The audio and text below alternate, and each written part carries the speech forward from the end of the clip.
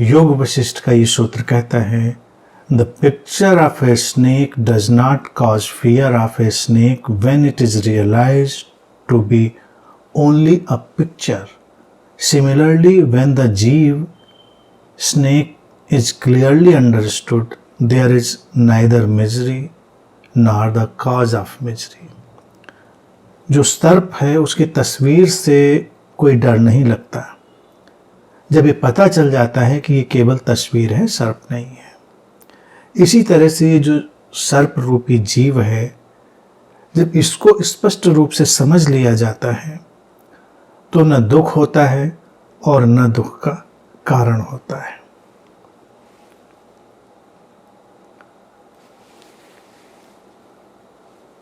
ये सूत्र भी मन के मनोविज्ञान पर आधारित है. गहरे व्यवहारिक मनोविज्ञान को बताने की चेष्टा है कि कल्पनाओं में मत जियो, वास्तविकताओं में जियो. लोग जब जीवन जीने जाते हैं तो लोग कहते हैं मैं बहुत ऑप्टिमिस्टिक हूं. कोई होता है पेसिमिस्टिक होता है, यानी आशावादी, कोई निराशावादी. लेकिन हम रियलिस्टिक कब होंगे? एक स्पिरिचुअल पर्सन न पेसिमिस्ट होता है न ऑप्टिमिस्ट होता है, वो रियलिस्ट होता है.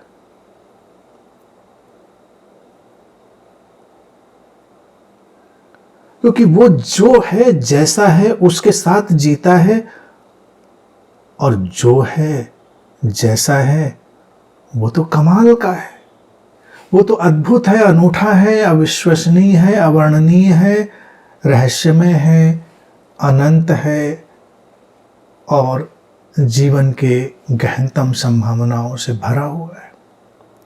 लेकिन हम कब देखते हैं जो है? हम तो लगातार इम्पोजिशंस देखते हैं, प्रक्षेपण. हर व्यक्ति अपने इम्पोजिशंस के साथ, अपने प्रक्षेपणों के साथ जी रहा है. वास्तविकता में कोई जीता ही नहीं. जे कृष्णमूर्ति जी जीवन पर्यंत ये बात दोहराते रहे बहुत प्यार से कि try to see that which is. वो देखने की कोशिश करो जो है. और लोग सिर हिलाते रहते थे, जी देख रहे हैं. कोई देखता नहीं. सब अपना अपना मन देखते हैं, सब अपना अपना रंग देखते हैं. सबके पास कोई अपना रंग है, कोई अपना चश्मा है, बस उसी से देख रहे हैं. लोगों की वास्तविकताएं भी अपनी अपनी हैं. कितनी हैरान करने वाली बात है.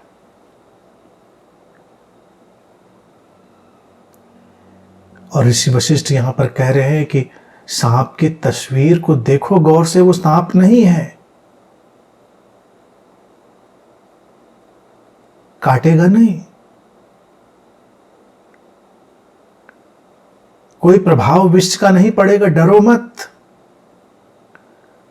लेकिन अगर हम ये बात मान लेंगे तो कितनी और बातें भी माननी पड़ेंगी जिसके लिए हम तैयार नहीं हैं.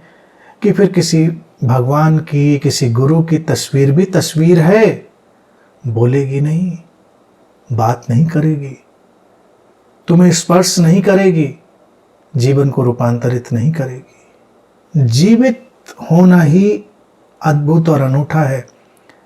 इसीलिए मैं जोर देता हूं कि जब तक जिंदा हैं लोग, मिल लीजिए, जाने कल हो ना हो. तस्वीरों में लटके हुए लोग तस्वीरों में ही लटके होते हैं, उनसे कुछ बनता बिगड़ता नहीं. लेकिन हम मानना चाहते हैं कि बनता बिगड़ता है. अब वो तस्वीरों में हो या मूर्तियों में हो, बात तो एक ही है. ऋषि वशिष्ठ की बात देखिए, कितनी क्रांतिकारी बात कह रहे हैं. सारे आडंबर पाखंड को ध्वस्त करने वाली. अगर सांप की तस्वीर के सामने हाथ जोड़कर खड़े होने से कुछ नहीं होगा, अब तस्वीर को मूर्ति में बदल दीजिए तो उस मूर्ति के आगे हाथ जोड़कर खड़े रहने में कुछ नहीं होगा. तो फिर किसी व्यक्ति, किसी प्रतीक और उसके उसकी तस्वीर या मूर्ति के आगे क्या होगा? सांप की तस्वीर को वो कह रहे हैं, जब हम जान लेते हैं कि सांप की तस्वीर है, सारा डर चला जाता है, विष का भय चला जाता है और हम सहज हो जाते हैं, बस हम एंजॉय करते हैं, कितनी खूबसूरत तस्वीर है।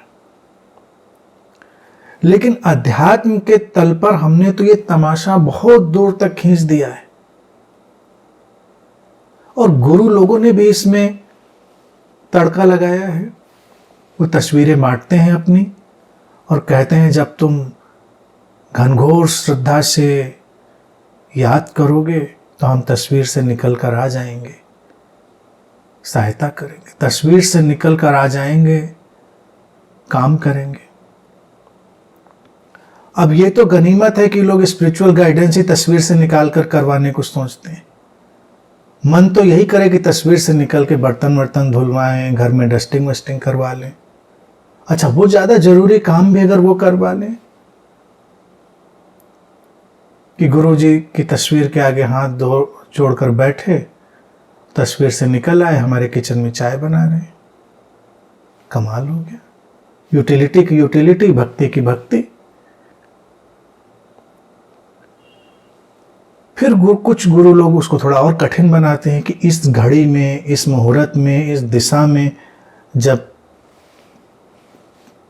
पूरे भाव से बुलाओगे तो हम आ जाएंगे। आ जाते हैं। क्या कमाल का ये स्टूपिड ड्रामा चलता है। अगर सांप की तस्वीर, शेर की तस्वीर बस तस्वीर है और वो कुछ नहीं करती है, तो बाकी कोई तस्वीर और मूर्ति भी कहां कुछ करने वाली है।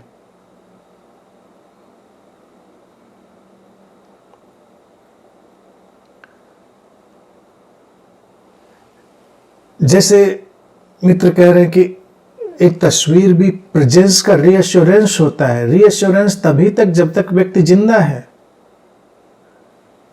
मान लो मेरे हाथ में मोबाइल है, मेरा नंबर आपके पास है अभी, तो उस नंबर की जो उपयोगिता है वो तभी तक है ना जब तक मैं जिंदा हूं। आप मिला देंगे, इधर से हम उठा लेंगे।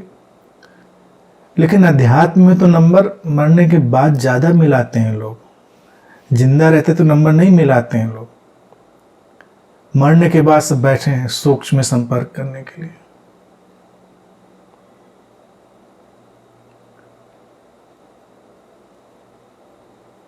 अगर योग वशिष्ठ के ऐसे सूत्रों पर अध्यात्म खड़ा हुआ होता तो उसकी तस्वीर ही कुछ और होती।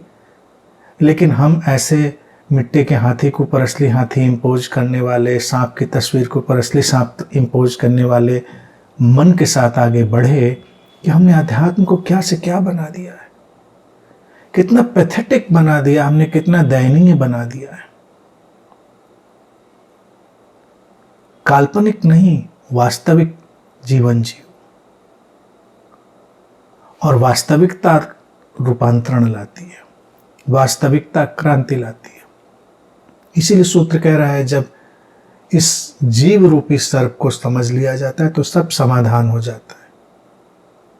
अपने जीवन को समझा, सीमाओं को समझा, सीमाओं के पार की असीमता को समझा, हमने जीवन के धागों को सुलझाया, कल्पनाओं में जीना छोड़ा, वास्तविकताओं में आए, जीवन सुंदरतम हो जाता है। सुंदरतम जीवन ही आध्यात्मिक जीवन है।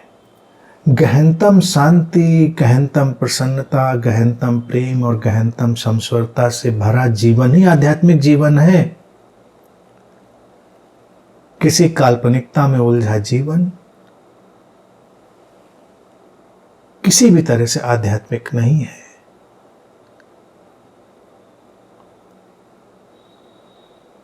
तो इतने पहले कहे गए इन सूत्रों की डायनामाइट को देखिए और आज देखिए हम ये सुनते पढ़ते हुए भी ये कहाँ आ गए हम यूं ही ये किताब पढ़ते पढ़ते।